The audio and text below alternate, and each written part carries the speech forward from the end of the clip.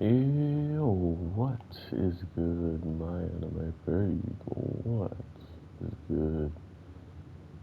Shanks has finally blessed us with his presence, and we're getting a really good look at the movie without really needing to see the movie, which is kind of weird in my opinion.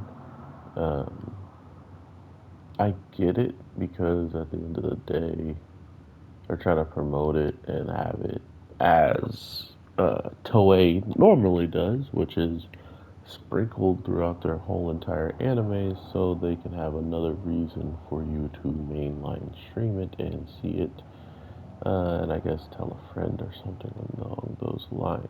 Regardless, it feels weird to me that I almost don't even gotta see the movie because of how much is going on in here, unless this is a new information, right? Like if this is stuff that isn't covered in the movie, which it feels like stuff that could have been glossed over, the relationship between Ulti and Luffy and where it started, but I'm not entirely sure how that movie even goes. So from my prediction right now, it just honestly feels like they are giving us the entirety of the movie without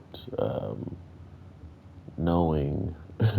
Maybe not all of us have seen it. Like it has been out in a couple countries, but there's people like us in America that haven't seen it, bro. But maybe I won't have to even see it if we do wind up getting like adaptation of it in the anime. Because remember, this is practically like One Piece pulling a Bleach at this point, but at least this story seemingly has some gravity to it. With Bleach, they just gave us holiday specials, and they're just like, well, accept it and just be cool with that, like, and we just kind of have to hold it. This is a movie that technically gives us more information that even the manga hasn't covered about Shanks and this girl that seemingly is his daughter.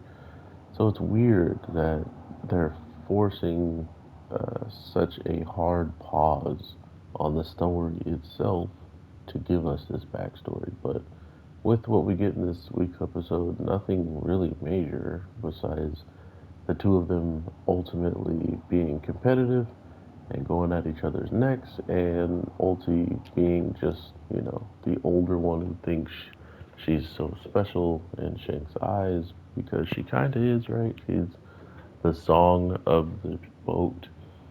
But the weird part is she ends up not coming back with Shanks and the crew. And to Luffy, how much she cares for Shank, how much she was continuously in his way, trying to stop him from getting aboard and stuff like that. There's no way she would just get off the ship. And he himself just accepts that fact as, how it is and ends up hating Shanks for it. Well, for like a day. Um, that being said, to see him meet up with Beckman and give us more of a character of Beckman, like to know that he is the second like closest person, maybe in the redhead, pirates team to Luffy is a good sign for things to come. For him to maybe explain why Shanks is doing certain things when maybe things start going overboard with whatever starts to happen. And as of right now, it looks like in the story of the movie, Shanks is on the move and quote unquote disappears from even the government's sight. And ever since he supposedly annihilated that village all the way back when Luffy was a child, they have been keeping their eyes on him. They have been relatively focused on what he's doing, if not know exactly what he's doing. Um, so that already drew a lot of interesting points in my mind about Shanks as a character. The same person who they were so concerned about and needed to get a hold of in the case of just stopping him is now one of their, he was one of their talking to pieces, right? Like Shanks was in meetings with these giant figureheads that kind of control certain parts of the sea. Overall, this was a cool little, introduction of younger characters, which I really hope One Piece anime gets more into, like the overall backstory of Garp and how him and Goldie Roger actually took out some people like Whitebeard, Kaido, and Big Mom back in their youth, stuff like that. That is the type of stuff that I hope they continue to touch on, or just give us more stuff on Son Goku and why he is who he is. Like, where does his power? Where did he get his power? When was he not good with it? When did he perfected it? Like there's a lot of characters that are very much in their prime and aren't probably going to get much more screen time.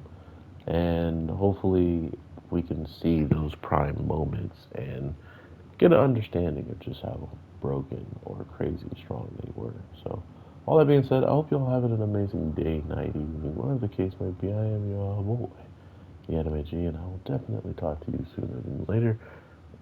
Take care, and if there's anything else you want to talk about, Shanks or One Piece related, or any anime and other videos that I talk about, leave them in the comments and I'll get to you at any time. A like and a subscribe helps the channel tremendously, and I appreciate you guys even just clicking it or getting this far in the video. So thank you, and peace.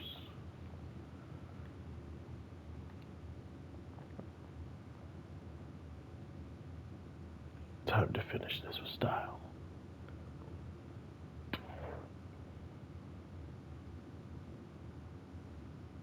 Shout out to Whitebeard. Ow.